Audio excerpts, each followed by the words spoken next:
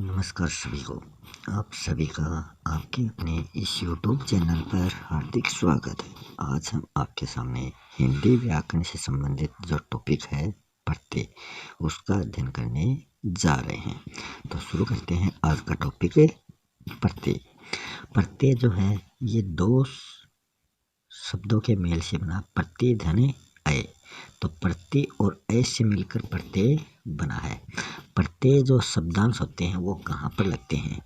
तो ये जो शब्दांश है ये किसी शब्द के अंत में या उत्तर में या फिर बाद में जुड़कर उस शब्द का अर्थ बदलने की ताकत ये रखते हैं। तो ये शब्दांश जो होते हैं ये प्रत्यय कहलाते हैं। उपसर्ग जो होते हैं वो शुरू में जुड़ते हैं, प्रत्यय जो होते हैं वो शब्द के अंत में जुड़ते हैं। प्रत्यय के मुख्य रूप से दो भेद होते हैं। कृत या कृदंत प्रत्यय जो धातुओं या क्रिया के अंत में जुड़ते हैं। धातु क्या होता है? धातु होती है क्रिया का मूल रूप। क्रिया क्या होती है? किसी काम का करना या होना पाया जाना ही क्रिया होती है। जैसे खेलना, खेलना क्रिया है और खेल आ गया तो खेल उसका धातु रूप है। क्रिया के अंत में ना आता है, उस ना को हटा देंगे तो वो धातु रूप बच जाता है। तो खेलना में खेल धातु है और ना जुड़ने से वो क्रिया बन गई खेलना क्रिया। दूसरा रूप है प्रत्यय का, वो है तद्धित प्रत्यय। तद्धित प्रत्यय जो है वो संज्ञा मतलब किसी का नाम, सर्वनाम मतलब संज्ञा के स्थान पर आने वाले शब्द, विशेषण मतलब इन दोनों की विशेषता बताने वाले शब्द, इन सभी के अंत में जो शब्दांश जुड़ते हैं वो तद्धित प्रत्यय कहलाते हैं। तो पहले हम बात करते हैं कृतवाचक प्रत्यय। कृतवाचक प्रत्यय में हम बात करते हैं कर्तृवाचक मतलब कर्तावाचक जो प्रत्यय होते हैं। कर्ता कौन होता है? जो काम को करने वाला होता है, क्रिया को करने वाला कर्ता होता है। जैसे अक्खड़, अक, आक, आकू, आओ, आड़ी, ये सब क्या है? ये कृतवाचक प्रत्यय होते हैं और ये किसी शब्द के अंत में जुड़कर उसको कर्तृवाचक मतलब कर्ता का रूप देते हैं। जैसे भूल है, भूल क्या है? भूल एक धातु है और भूल ना है वो क्रिया हो जाता है। तो क्रिया का मूल रूप धातु है। भूल में अक्कड़ प्रत्यय जुड़ने पर ये भूलक्कड़ हो जाता है। लिख क्रिया का मूल रूप है मतलब धातु है, इसमें ना जोड़ दें, लिख ना कर दें तब ये क्रिया बन जाता है। तो इसमें अक जोड़ दें तो ये लेखक बन जाता है। तैर में आक प्रत्यय जोड़ दें तो ये तैराक बन जाता है और तैरना क्रिया हो जाती है। पढ़ में आकू जोड़ प्रत्यय जोड़ दें तो ये पढ़ाकू हो जाता है। जल में आऊ जोड़ दें तो ये जलाऊ हो जाता है।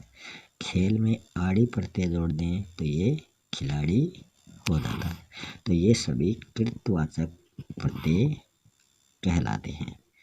फिर ई, एरा, एया, ता, हार, इनसे भी हम प्रत्यय, इन प्रत्ययों से भी शब्दों का निर्माण कर सकते हैं। कौन से शब्द? कृतवाचक प्रत्यय। बोल में ई प्रत्यय जुड़ने पर ये बोली बन जाता है। सांप में एरा प्रत्यय जुड़ने पर ये सपेरा बन जाता है। गा में अय्या प्रत्यय जुड़ने पर ये गवैया बन जाता है। वच में ता प्रत्यय जुड़ने पर ये वक्ता बन जाता है। मर में हार प्रत्यय जुड़ने पर ये मारणहार बन जाता है। फिर है कर्मवाचक प्रत्यय। कर्मवाचक प्रत्यय क्या होते हैं? कर्म होता है जिस पर क्रिया का फल पड़ता है वो होता है कर्म। तो किसी पर फल पड़ना, किसी पर, वही कर्मवाचक होता है। जैसे ओना, ना, मी, ये जो प्रत्यय जुड़ते हैं ये कर्मवाचक प्रत्यय कहलाते हैं। खेल में ओना जुड़ने पर ये खिलौना हो जाता है। ओढ़ में नी जुड़ने पर ओढ़नी हो जाती है। ओढ़ में ना जुड़ने पर ओढ़ना हो जाता है। सूंग में नी जुड़ने पर ये सूंघनी हो जाती है। उसी प्रकार आगे है करणवाचक प्रत्यय। करणवाचक जो है वो साधन का बोध कराता है। अन, आ, ई, उ, नी ये प्रत्यय जोड़ने पर साधन का बोध कराते हैं। जैसे बंध में अन प्रत्यय जुड़ गया तो ये बंधन हो गया, तो ये साधन हो गया। झूल में आ प्रत्यय जुड़ने पर ये झूला हो गया। गागर में ई प्रत्यय जुड़ने पर ये गगरी हो गया। झाड़ में ऊ प्रत्यय जुड़ने पर ये झाड़ू हो गया। कतर में नी प्रत्यय जुड़ने पर ये कतरनी हो जाता है। तो ये करणवाचक प्रत्यय थे। अब है भाववाचक प्रत्यय। भाववाचक में आते हैं ए, अक, आ, ई, नी, आप, अन, औ, अत, आई, आव, आवा, आहट, आवट, ओती ये सभी भाववाचक प्रत्यय कहलाते हैं। मिल में ए जोड़ने पर मेल बन जाता है। बैठ में अक जोड़ने पर बैठक बन जाता है। झगड़ में आ जोड़ने पर झगड़ा बन जाता है। धमक में ई जोड़ने पर धमकी बन जाती है। भर में नी जोड़ने पर भरनी हो जाती है। मिल में आप जोड़ने पर मिलाप हो जाता है। चल में अन जोड़ने पर चलन हो जाता है। बिक में आउ प्रत्यय जोड़ने पर बिकाऊ हो जाता है। बच में अत प्रत्यय जोड़ने पर बचत हो जाता है। पीठ में आई प्रत्यय जोड़ने पर पिटाई हो जाता है। दब में आव प्रत्यय जोड़ने पर दबाव हो जाता है। पहन में आवा प्रत्यय जोड़ने पर पहनावा हो जाता है। घबरा में आहट प्रत्यय जोड़ने पर घबराहट हो जाती है। सज में आवट प्रत्यय जोड़ने पर सजावट हो जाती है। फिर है आगे क्रियावाचक प्रत्यय। क्रियावाचक प्रत्यय जो हैं ये भूतकाल व वर्तमान काल को बताने वाले विशेषण या अव्यय होते हैं। इसमें हुआ, गे, इत, अन्य इन प्रत्ययों का प्रयोग किया जाता है। जैसे खा में खा से खाया हुआ या फिर खाता हुआ। विशेष में गे जोड़ने पर विशेषज्ञ हो जाता है। कथ में इत जोड़ने पर कथित हो जाता है। ग्रहण में अन्य प्रत्यय जोड़ने पर ग्रहणीय हो जाता है। तो ये तो हो गए सभी कृत प्रत्यय। अब देखते हैं तद्धित प्रत्यय जो संज्ञा सर्वनाम विशेषण के अंत में जुड़ते हैं। इसमें भी कर्तृवाचक तद्धित प्रत्यय में आ जाते हैं आर, इया, ई, उटा, एरा, ची, गर, वान, वाला, दार, दान, दानी, हारा ये सभी कर्तृवाचक तद्धित प्रत्यय के अंतर्गत आते हैं। जैसे सोना में आर प्रत्यय जोड़ने पर सुनार हो गया। लोहा में आर प्रत्यय जोड़ लें लोहार हो गया। मुख में इया प्रत्यय जोड़ दें मुखिया हो जाए। तेल में ई प्रत्यय जोड़ दें तेली हो जाए। काला में उल्टा प्रत्यय जोड़ दें कलूटा हो जाए। लखल खेरा में एरा प्रत्यय जुड़ा है। नकल में ची जोड़ दें नकलची हो जाएगा। बाजी में गर जोड़ दें बाजीगर हो जाएगा। धन में वान जोड़ दें धनवान हो जाएगा। दूध में वाला प्रत्यय जोड़ दें दूध वाला हो जाएगा। माल में दार प्रत्यय जुड़ने पर मालदार हो जाता है। पान में दान प्रत्यय जुड़ने पर पानदान हो जाता है। मच्छर में दानी प्रत्यय जुड़ने पर मच्छर दानी हो जाता है। लकड़ी में हारा प्रत्यय जोड़ने पर लकड़हारा हो जाता है। फिर देखते हैं गुणवाचक तद्धित प्रत्यय। ये विशेषण के साथ जुड़ते हैं। विशेषण जो होते हैं वो गुणवाचक तद्धित प्रत्यय में आ जाते हैं। आ, आलू, आना, इक, इन, इत, इन, ईला, इये, तन, कव्वे, दार, मान, हरा, एला ये सभी गुणवाचक तद्धित प्रत्यय होते हैं। जैसे भूख में आ प्रत्यय जोड़ने पर भूखा बन जाता है। कृपा में आलू प्रत्यय जोड़ने पर कृपालु हो जाता है। हर्ज में आना प्रत्यय जोड़ने पर हर जाना हो जाता है। मनस में एक प्रत्यय जोड़ने पर मानसिक हो जाता है। मल में इन प्रत्यय जोड़ने पर मलिन हो जाता है। रच में इत प्रत्यय जोड़ने पर रचित हो जाता है। कुल में ईन प्रत्यय जोड़ने पर कुलीन हो जाता है। इसमें ली की मात्रा ई बड़ा होने के कारण बड़ी लग जाएगी। रंग में इल्ला प्रत्यय जोड़ने पर रंगीला हो जाता है, गी बड़ा हो जाएगा। जाति में ये प्रत्यय जोड़ने पर जातीय हो जाएगा, इसमें भी ती बड़ा हो जाएगा जातीय में, और जाति में ती छोटा होता है। पूरा में तन प्रत्यय जोड़ने पर पुरातन हो जाता है। पठ में तव्य प्रत्यय जोड़ने पर पठतव्य हो जाता है। दुकान में दार प्रत्यय जोड़ने पर दुकानदार हो जाता है। बुद्धि में मान प्रत्यय जोड़ने पर बुद्धिमान हो जाता है। एक में हरा प्रत्यय जोड़ने पर इकहरा हो जाता है। अब आगे देखते हैं भाववाचक प्रत्यय। तो भाववाचक प्रत्यय जो होते हैं वो कौन से होते हैं? भाववाचक तद्धित प्रत्यय। इसमें आई, आपा, आवा, आयत, आस, आहट, इमा, ई, ता, अक, त्वय, पन, इकी, इम, कार, ये प्रत्यय जो हैं ये भाववाचक प्रत्यय होते हैं। तो ये भाववाचक शब्दों का निर्माण करेंगे। साफ में आई प्रत्यय जोड़ दें, सफाई हो जाएगा। बूढ़ा में आपा प्रत्यय जोड़ दें, बुढ़ापा हो जाएगा। भूल में आवा प्रत्यय जोड़ दें, भुलावा हो जाएगा। पंच में आयत प्रत्यय जोड़ दें, पंचायत हो जाएगा। मीठा में आस प्रत्यय जोड़ दें, मिठास हो जाएगा। कड़वा में आहट प्रत्यय जोड़ दें, कड़वाहट हो जाएगा। लाल में ईमा प्रत्यय जोड़ दें, लालिमा हो जाएगा। गर्म में ई प्रत्यय जोड़ दें, गर्मी हो जाएगा। मित्र में ता प्रत्यय जोड़ दें, मित्रता हो जाएगा। ठंड में अक प्रत्यय जोड़ दें, ठंडक हो जाएगा।